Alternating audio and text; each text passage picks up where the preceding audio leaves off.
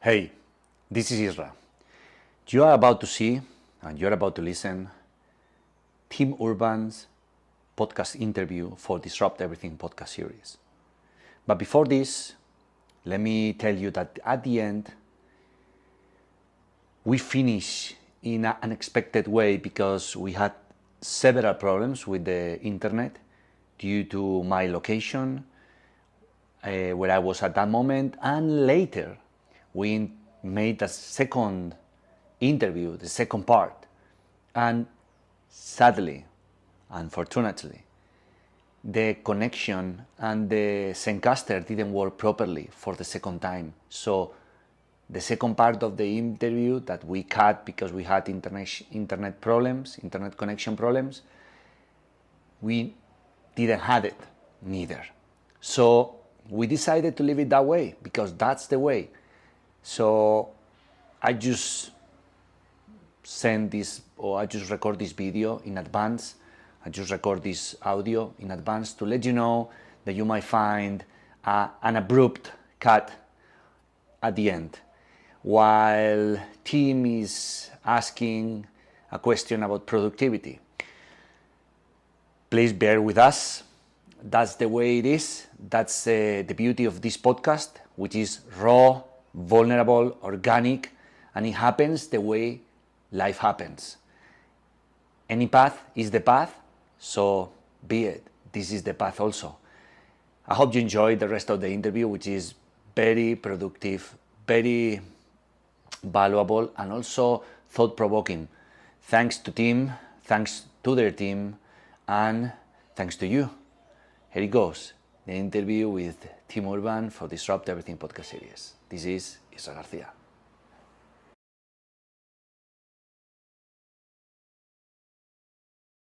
Hi, my name is Tim Urban, and today we're going to talk about what's our problem, procrastination, productivity, and having a good life in general.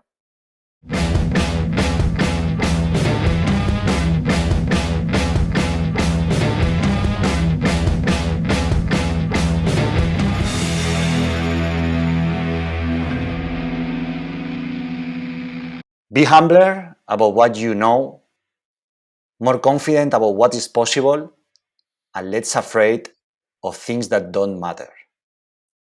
This is a quote I found doing the research for our next guest, next disruptor. And today we have in Disrupt Everything podcast series, Tim Urban. Tim, welcome to Disrupt Everything podcast series. Thank you for having me. It's a pleasure. It's been a roller coaster since the first time I saw you TED Talk a few years ago already. And first I found your blog thanks to the worldwide marketing director of Red Bull, Jaime Cacharron, who recommended me your blog. So then I connected and I felt like, love at first sight. I say, wow, there's a guy who has there's two guys that has a blog that has gone through all the expectations and all the legends that they say that the blogs don't survive.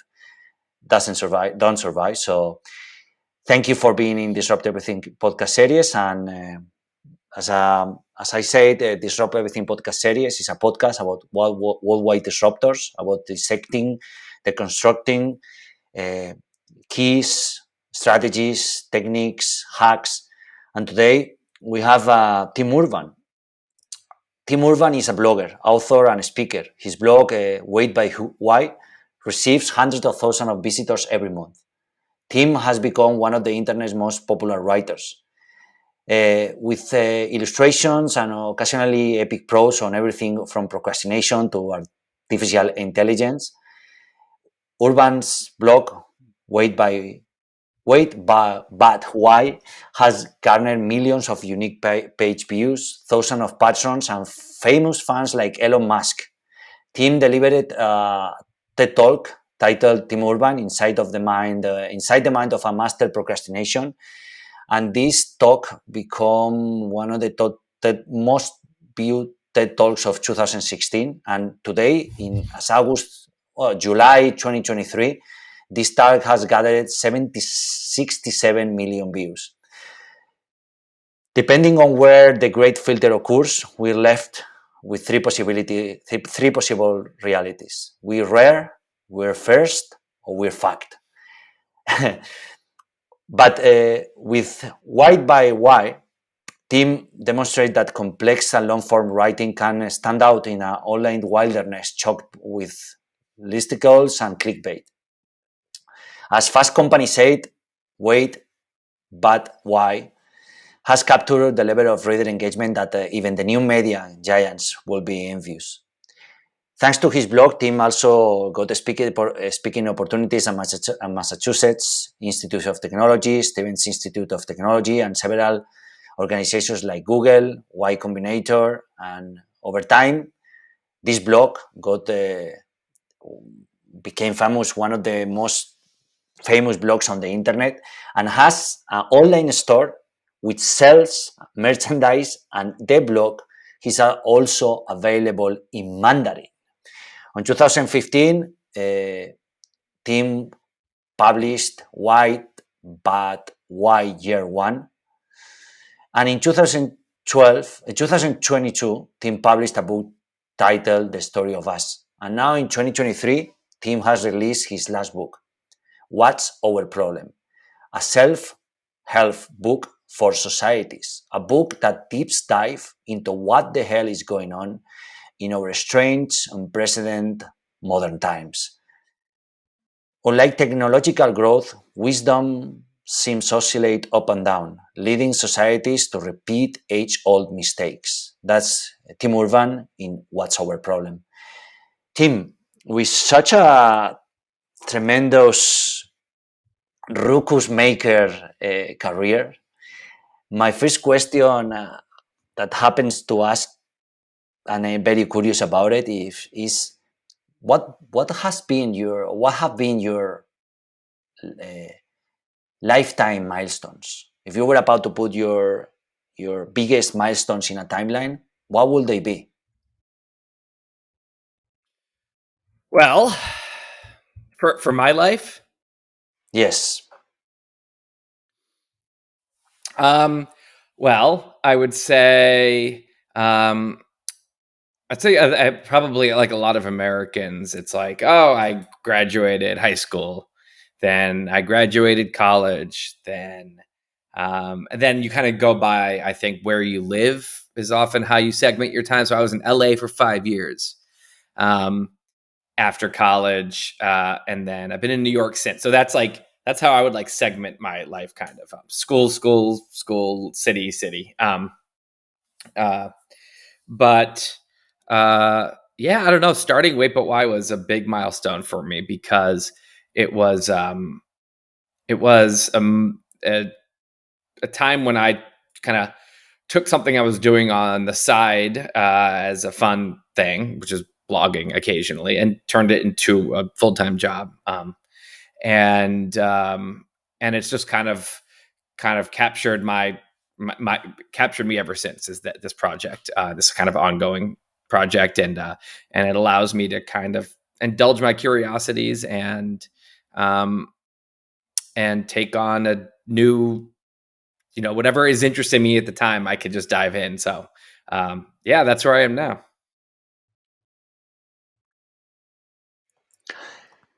So, what's our problem, Tim, and what's your recipe, if any, to solve it? Um, well, yeah, it's a big question. I mean, it basically was me looking around my society and feeling like things weren't how they should be. There were, we seemed like we were kind of reverting back to, um, I don't know, like hardcore political tribalism and like public shaming and like, demagogue leaders winning, office, and everyone's scared to say what they think, and I kind of wanted to figure out why are we doing this. So that led me down a 7-year rabbit hole, and to because to answer that question, you got to look at history and American history, but also just kind of how political history in general, and zoom out on the bigger picture, which is that we're in like in America, we're living in like an experiment, kind of uh, a that's been going on for a couple hundred years, which is kind of the Enlightenment put to practice. And a liberal democracy was basically, if the Enlightenment could build a country, that was the U.S. and um, and so that's the kind of like the bigger context. An even bigger context than that is, why did we need a liberal democracy, and why did we need the Enlightenment in the first place? And it's because of how we're wired. How we're a bunch of primates wired for a certain kind of survival in a long time ago, and so we build something like a liberal democracy um, to kind of manage the species that we are, and so we can live together in a good, fair, productive way, as opposed to kind of the natural way, which is whoever is scariest and most powerful, runs the show, whether it's a warlord or a dictator or the mafia or whatever it is. And this is a better way. This was a more a well thought out, more practical and fairer and better way to do it. So that's kind of the big context. And then when I looked at what's going on, it looks like some of those primitive instincts that we were trying to curb with something like a liberal democracy in the first place, some of those primitive instincts are kind of really flaring up right now on a mass scale and taking over. So it's like, maybe there's something about this structure we've built, this liberal democracy structure, that is faltering, that's failing. And so then I started looking at what is that structure? How is it made? And why would it ever falter? And that's kind of that's the rabbit hole I ended up going down. What was the most exciting, uh, and I would say surprising thing you discovered while writing the book about our biggest problem? Well, I think the the the insight that I had as I started to work on it is that the language that we're using, that we tend to use to talk about something like this, to talk about our society, is very constrained. It's like we talk about it like it's a horizontal axis, like a left, right, center. That's the political axis. It's left versus right, and then there's the far left and the far right, and or you're in the center. Um, and I realize I don't think that's a very useful way to talk about this. I mean, it's something that's an important axis, but it needs more. So I kind of made a vertical axis to go next to it, to say, okay, it's not just what you think should happen with the country or what your policy positions are. It's how you think, how you got there. Are you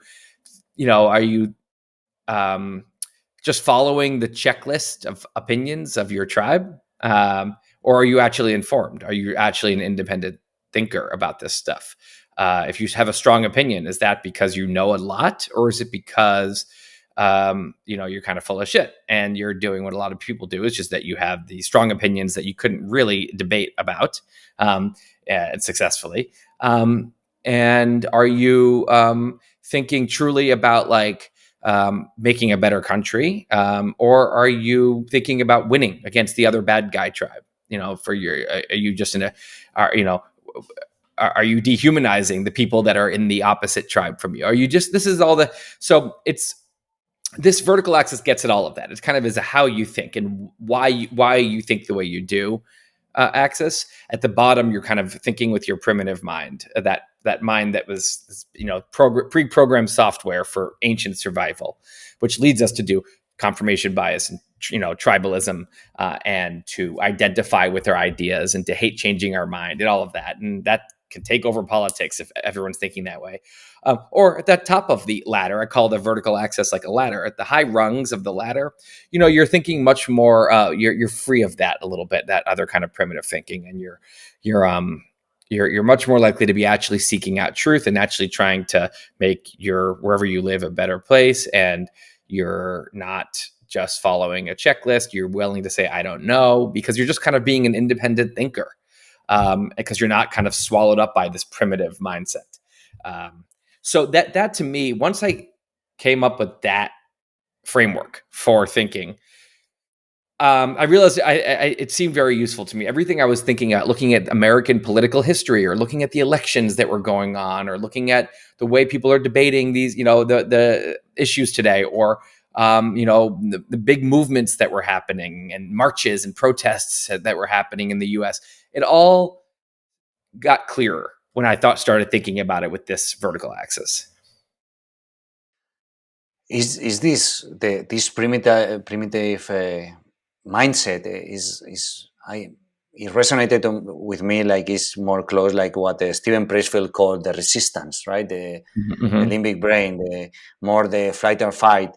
Is this more a ego fight, or is this more like a value or crisis?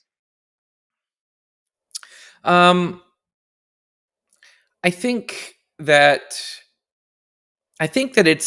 it really is it's the different part of your mind is taking over when you're thinking that way, and it's not. I don't think it's necessarily values. I think that when you're thinking that way, all your values melt away, because what it really comes down to is you care most about your own identity and your ego, and how you appear to be right or wrong, and your tribe, and whether they're the good guys and they want to beat the other tribe, and there are no values there. It's just primitive survival mode. That's primitive mode. And so you can test this, because someone can say they have a value, and it's easy to defend your value. Just say, I value free speech. It's very easy to be pro free speech when you're defending the free speech of people you agree with. Everyone is pro free speech when it comes to the speech of people they agree with. Everyone, every brutal dictator. Stalin was pro free speech about pro Stalin sentiment, right? Like, it doesn't. It doesn't say anything about your values. So your value of free speech, for example, is entirely only tested about how you feel about people who are saying things you hate. People you hate saying things you hate.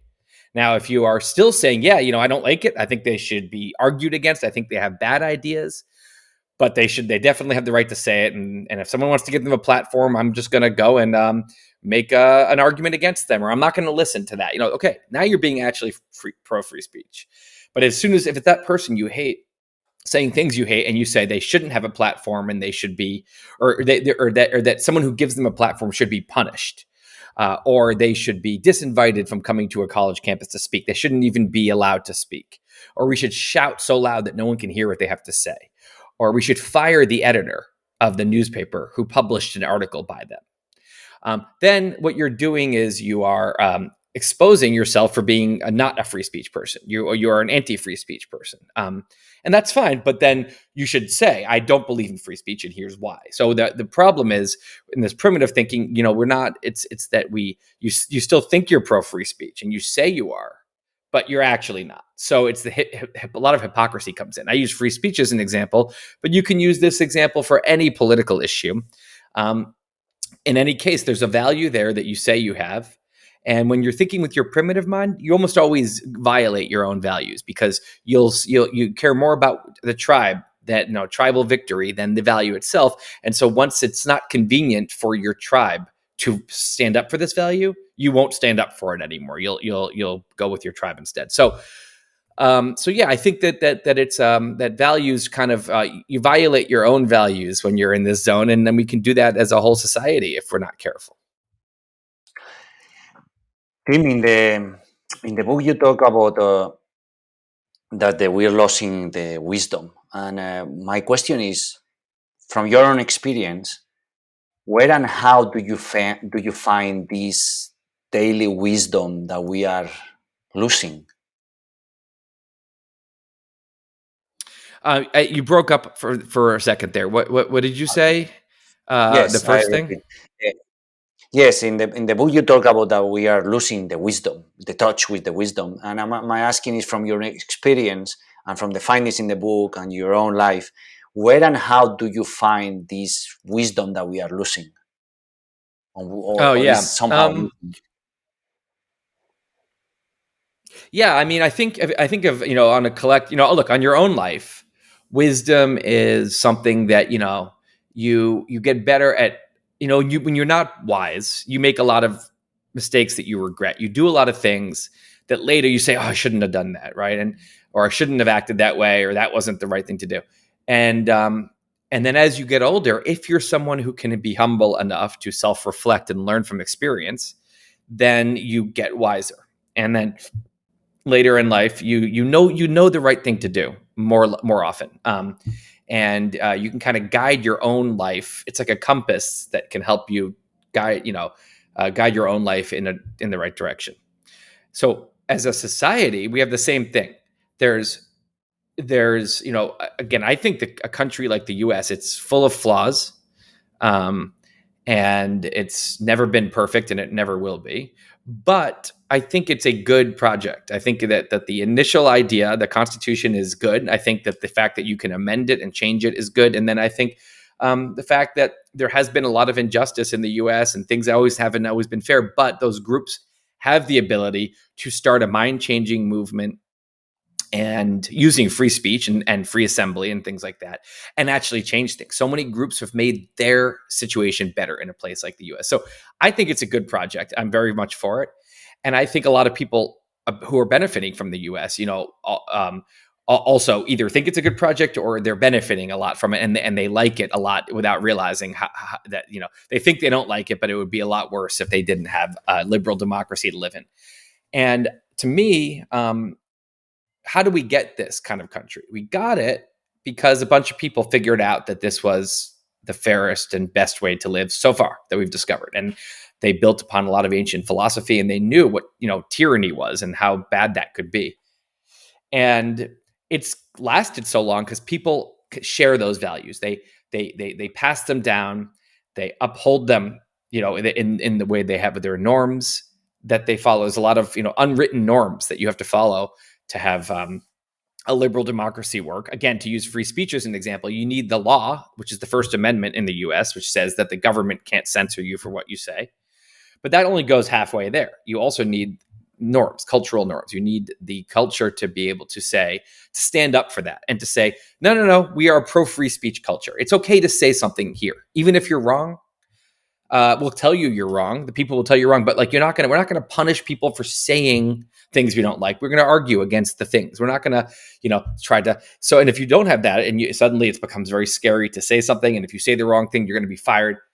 Then you might as well not have the First Amendment or free speech, because you're not getting it. So a country like this is good because people really cared about the values of a liberal democracy.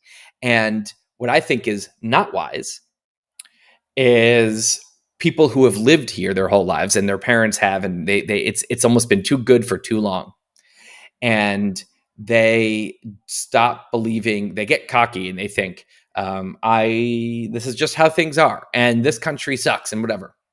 And I think they start to not value free speech. They start to not care about actual equality of opportunity and things that make the U.S. a good place. And those values deteriorate. And this is how so many civilizations in history, great civilizations that, achieve so much, then they start to fall apart. And it's every single one, they start to fall apart. And it's usually because people forgot the values that built it in the first place. Things were too good for too long, and they got cocky, and things loosened up, and then the things fell apart. And so I don't think that's necessarily happening right now. We're not fully falling apart, but I see little traces of it. We seem to not be, or you look at with Donald Trump with the election and all these people that are fine for this guy to undermine the confidence in the electoral process. That's one of the linchpins that makes the U.S. strong. And it's like people are forgetting how important that is. And that without that, you're just like any country that doesn't have all the nice kind of liberal norms and laws that you're used to. Tim, what's the biggest learning you've taken with you while writing this book? Well, I think that one thing that I have continually found is that most people individually are totally good and want unity and want things to be good. Some people are in a tribal craze, but even if you talk to them, they're not a bad person. They're just caught up in this kind of mindset. And So I think most people are not super politically tribal. They don't want a lot of division. They do, want to uphold the basic liberal values that made the country good in the first place. And of the people that aren't like that, it's a smaller number, and even they are not bad people. So it's not that I think we have so many evil people, and this is the problem. It's that the balance of power, maybe it's because of social media or the way the media landscape has changed, but so many of those people who don't want division and don't want hardcore polarization, they've gotten scared to speak up, and they've gone very quiet. And that's allowed more people to get kind of sucked into the tribal thing, because they're only hearing that one point of view. They're not hearing the person that says, actually, this issue is a lot more complicated than that, and whatever. They're not hearing that. They're just hearing this simple story. So that gives me hope, because I'm like, I don't think we have to. It's not that we have to suppress the bad people, or like, it's that we need to just kind of snap out of this kind of cycle we're in, and that I actually think that if people start speaking up, and I think this could, like, look, we had the Red Scare in the 50s in the U.S. When it became anyone who you wanted to get someone fired, you accused them of being a communist, and just the accusation alone, was going to ruin their career. It's like the witch burnings of the 1600s. Just the accusation alone, you're guilty because accused. And there's so much fear that no one wants to defend the accused person, because if you defend them, now you're going to seem like a witch or a communist. Or today, maybe you're going to seem like a racist if you defend the person who's been accused of racism. And so, but what happened is, we didn't go on forever like that. The Red Scare stopped. And by 10 years later, if someone said someone's a communist, it didn't have nearly as much power. You couldn't get them fired just by saying that. So societies can kind of lose their grip on sanity for a few years, and everyone, and again, it's most people are quite sane. Everyone gets really quiet and scared. And it's kind of like it's this, what's called, like, it's a scare. It's like this moment when the society can have this kind of moral panic. And then we come out of it. Then one by one, people start speaking out. It becomes less fashionable to publicly shame people or to try to get someone fired for what they believe. And then it swings, and suddenly it's not cool to do it anymore. Now no one's doing it. Now it has no power anymore. So I think we could get there today. I think that it wouldn't surprise me if 5 or 10 years from now we look back and this was just a really bad period and it ended, and now things are better. Also, it could be that this is different. They didn't have social media in the 50s or in the 1600s Salem witch trials. Like, they didn't have a lot of the technology we have today that maybe is causing some of this. And so maybe today's different. Maybe now things are just going to get worse and worse. I don't know. I hope that's not true, but it's hard to know. And I have a question that comes to my mind. If they have changed, how this book has changed your bias before and after writing the book? Because I think that before I wrote the book, like a year before I started the book, I still was kind of in the mindset that that the left team, which is the Democrats in the U.S., the progressives, or the blue team, you can call them any of those things, they were the good guys, and they were the smart people, and they were the pro-science people, and they were the non-bigoted people who were the kind of more advanced and more civil and more educated and smarter.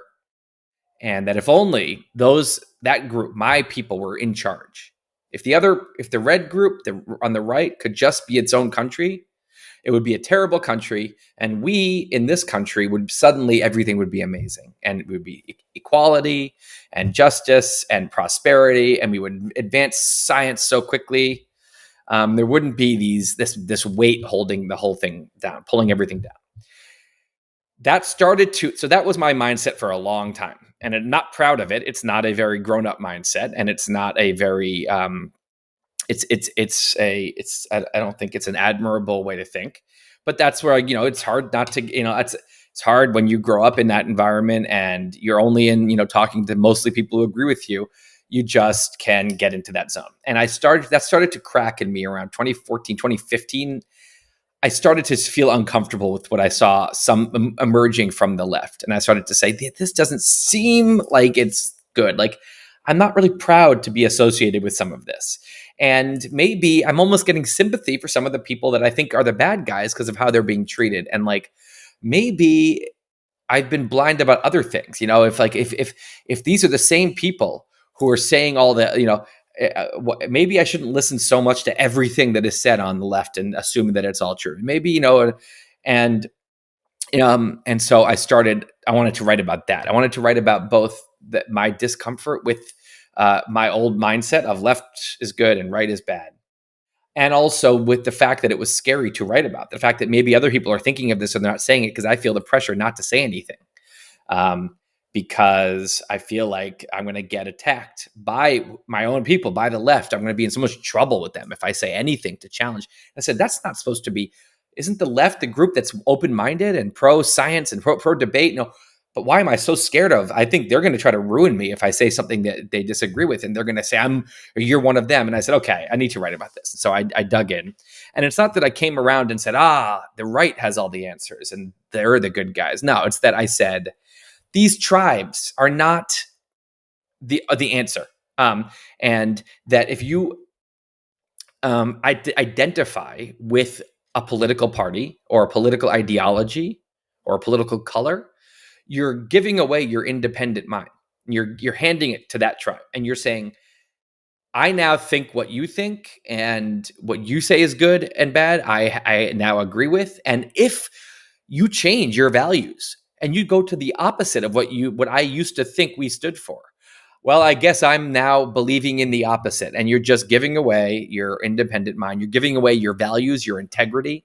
And so that's what it realizes, that I think that a lot of people I know were really into that idea that the left is the good party.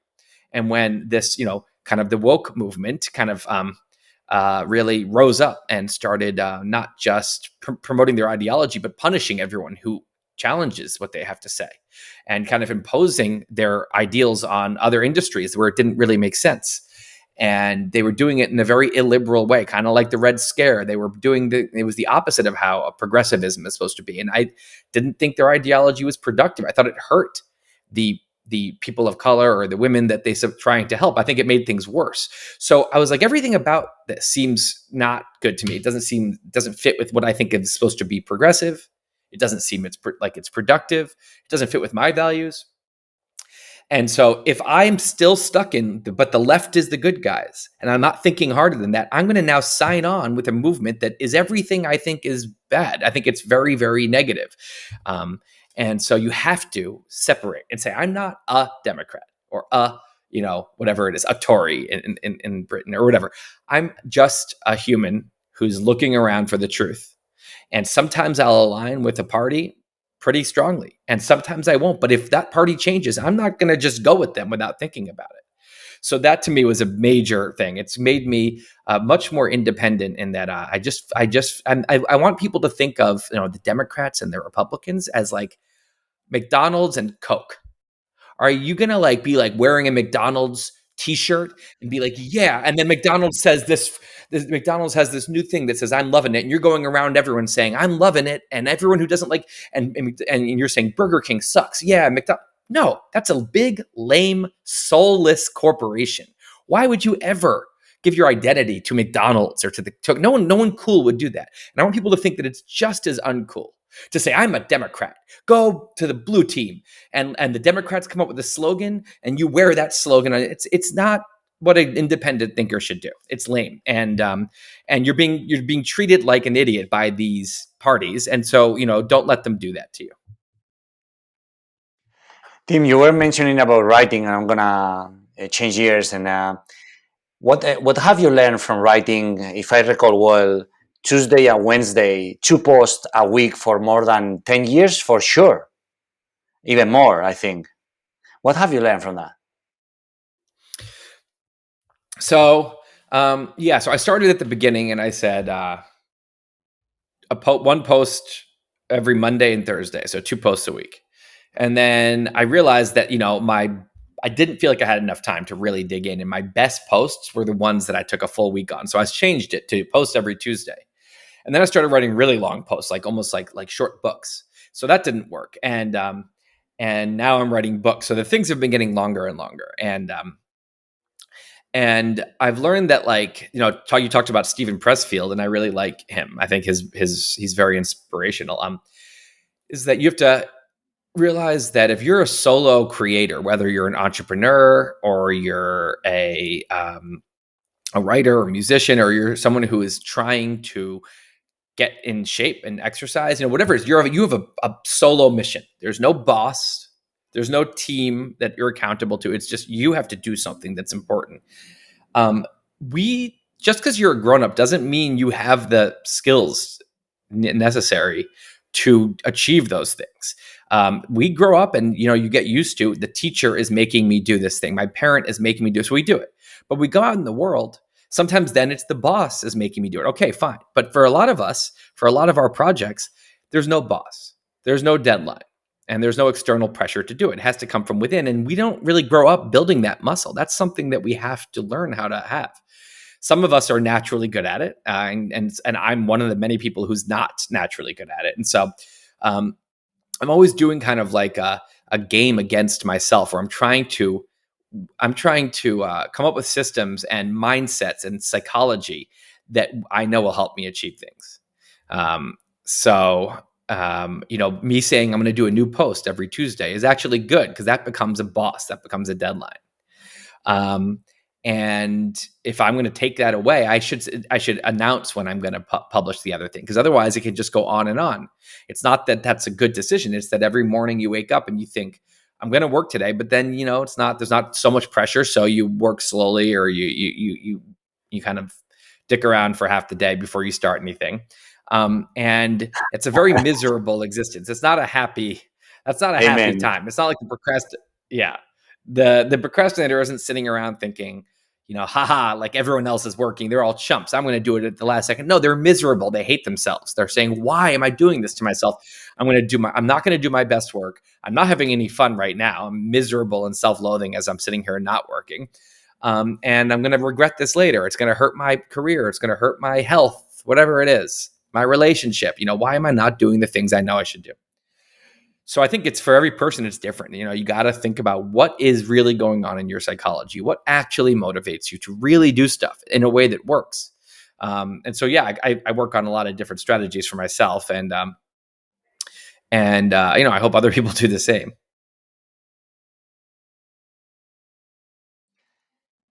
How do you see blogs nowadays, and how can we keep them alive, and if possible, have a blog that thrives?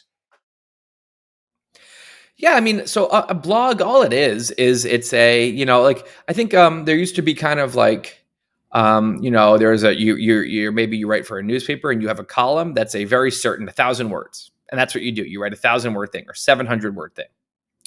Or there's a book and you have to write 200 pages or more, or else people don't want to buy the book. They think it's not enough, too much money. So you have to write 200 pages, or you have to write 2 pages. Maybe you work for a magazine where now you can write 10-page articles. Um, a blog to me is just, it takes away the rules. Um, you can write something that is 200 words, and maybe that's what you do. You write these little, 1-minute reads. Great. If that's a little nugget that works well for you and you readers like it, no rules, so great. You also can write. I started by writing what would be long articles, 2,000 or 3,000 words, which is maybe, I don't know, in a book 10 pages. Those are long, but they're not that long. It's a 10-minute read.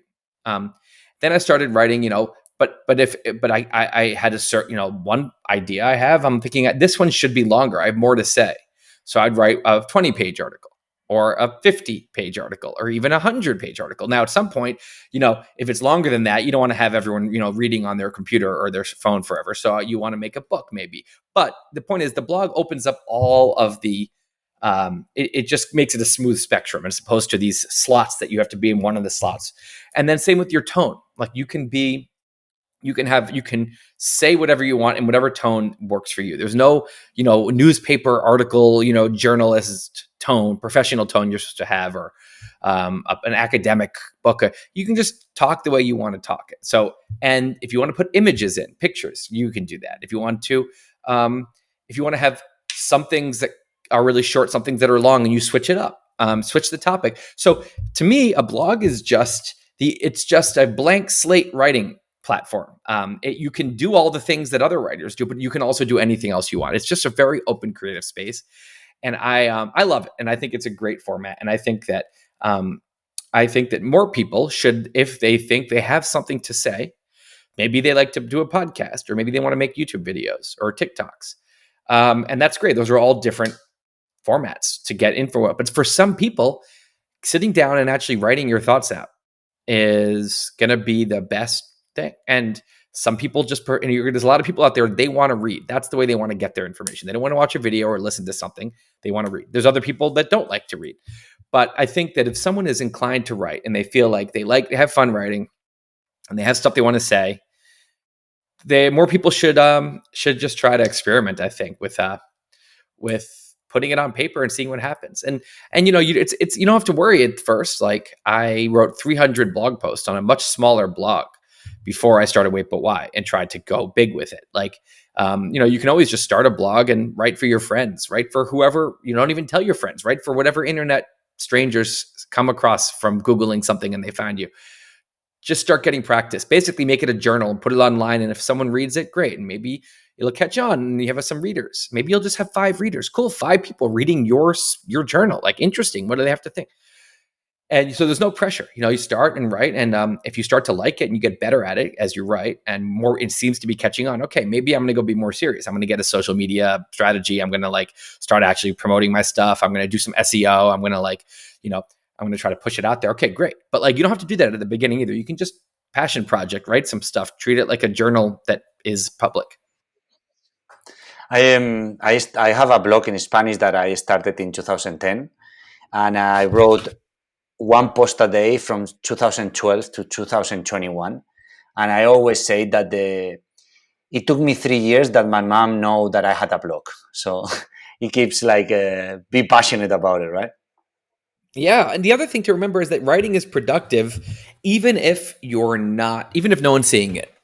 Writing your thoughts out makes you a more articulate thinker and speaker. It makes you a clearer thinker. It structures the ideas in your head, and it forces you to really kind of, to almost instead of just having a pile of thoughts, it forces you to build a little tower, a little structure with those thoughts and put them in a certain order.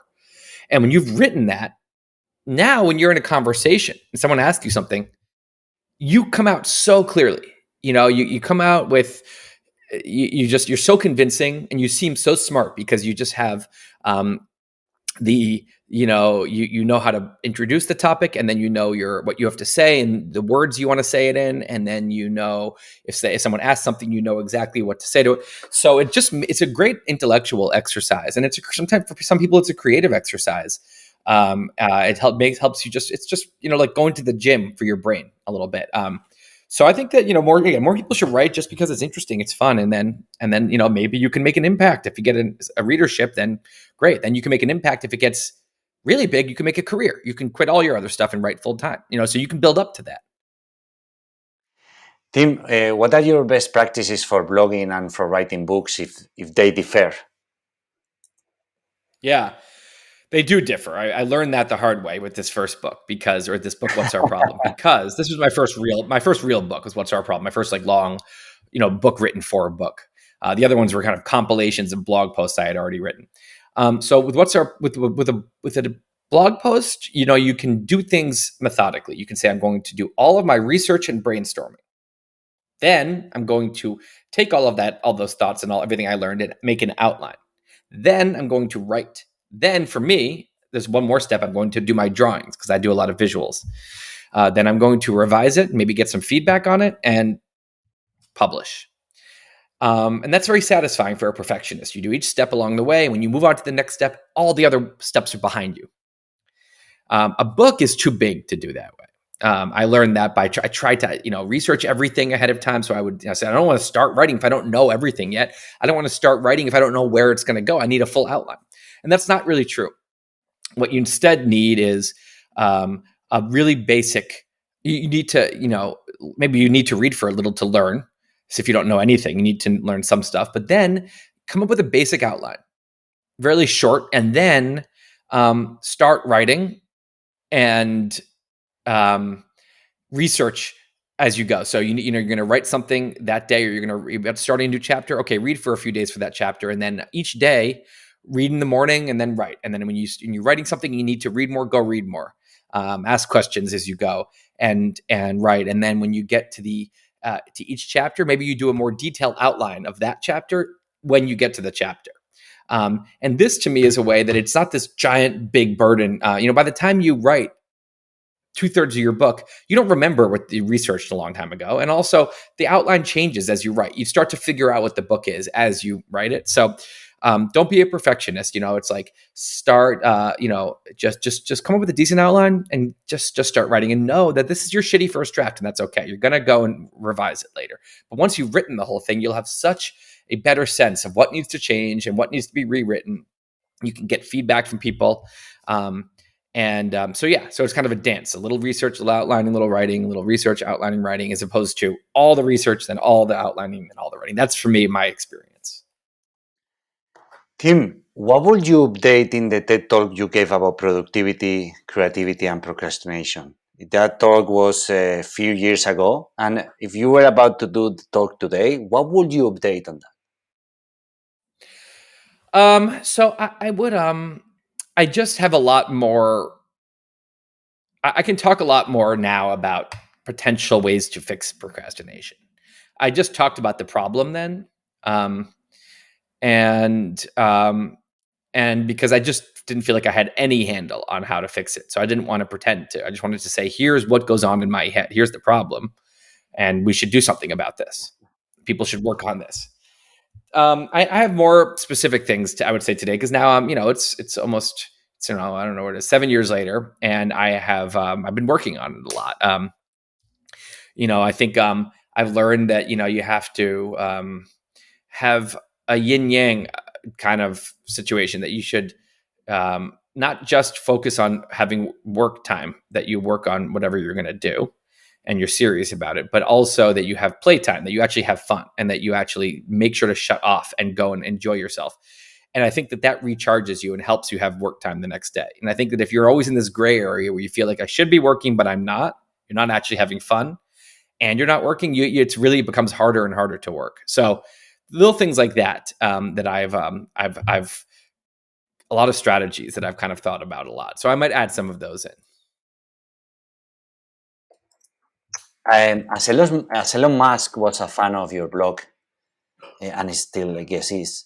In 2015, if I recall well, he invited you to visit SpaceX and Tesla, and you spent 6 months with him and wrote the Elon Musk post series. My question is, what's the thing? Two questions.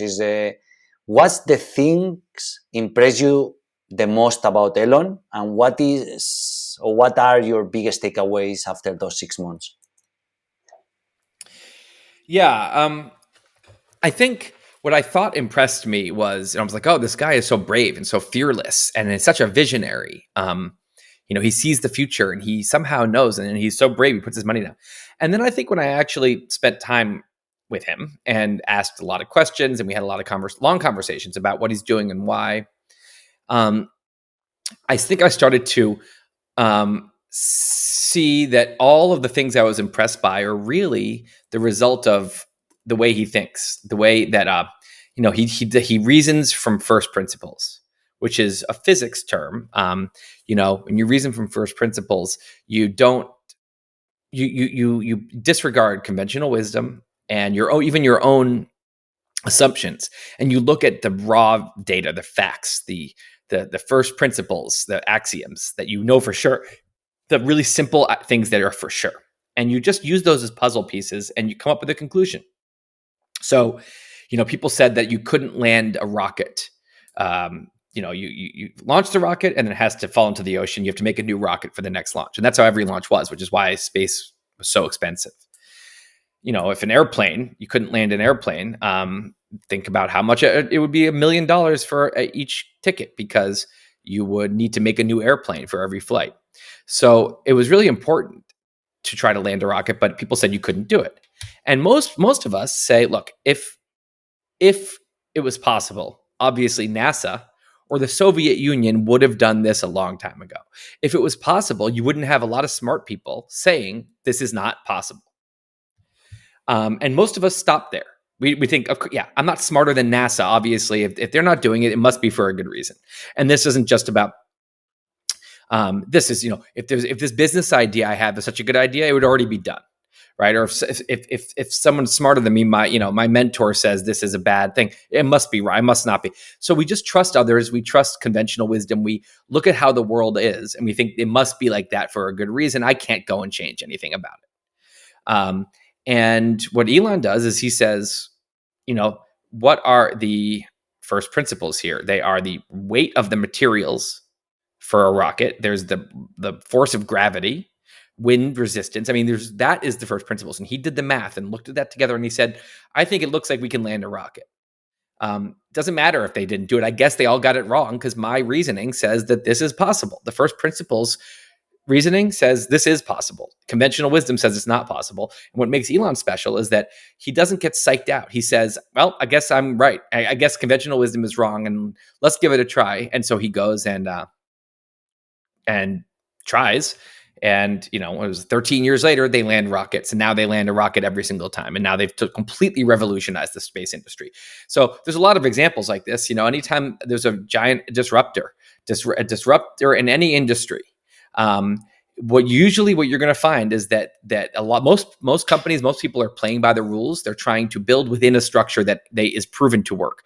And what disruptors do is they say, well, what are we missing here? What's possible today that didn't used to be? Or, I have this idea that doesn't seem like anyone's doing it. Maybe, it's something that needs to be done. And they actually just trust themselves, and they go with it, and they build something, and they fail a lot. You fail a lot when you're reasoning from first principles, because you're out trying new things. But when you succeed, you change everything. You change the whole industry. And this is, I think very important for creatives. I think, music, you can try to write songs that sound like the pop songs today, and you might get popular, but there's a lot of people doing that, and there's a lot of competition, and you're not going to do anything new. Or you can experiment and try to make a new sound. When you make a new sound and it catches on, you change the whole music industry, and people copy you now. So with creative stuff, with entrepreneurship, with science and things like engineering, like what Elon does, I think in all cases like this, reasoning from first principles is it's a hard to do, and it can be scary, but it will get you so much farther than just copying. But our nature is to copy, and we feel scared to reason from first principles. So you have to learn to override that, and realize that what we're scared of is nothing that's going to really hurt us here. And as failure is not a big deal. What were you expecting? What were you expecting finding there, and then what was the reality, and what were those main takeaways that you take with you from the Elon series? Yes. I mean, I thought, I didn't realize that. I didn't know what SpaceX was doing. I didn't know how cool it was at the time. And I didn't understand, why that electric cars had such an interesting story behind them. So, to me, it was just, I learned a lot about those industries, and it was really interesting trying to figure out why someone like Elon is successful. So, I learned a lot. I learned about reasoning from first principles, like I was just talking about. I try to do that a lot more in my life. And I also got really excited about space and about future endeavors. Just in general, it got me excited about all that and made me want to really dig into what other people are doing. There's a lot of people building the future out there, and it just got me it lit that up in me. What are your best what are your best productivity hacks that works for you nowadays? Well, I try to make a manageable goal. So this is something that, as a perfectionist, I would always look at the best day that I had in the last month writing. And let's say I wrote 3,000 words. So I'm going to try to write 3,000 words a day. I'm going to do that every day. I'm going to really move. And that's a terrible idea because you're going to setting yourself up for failure. So instead, what I say is, what's a day I can do on like a 4 out of 10 day? What's like a C minus? And that's like 800 words. It's like 2 Microsoft Word pages. It's like I have 1 good hour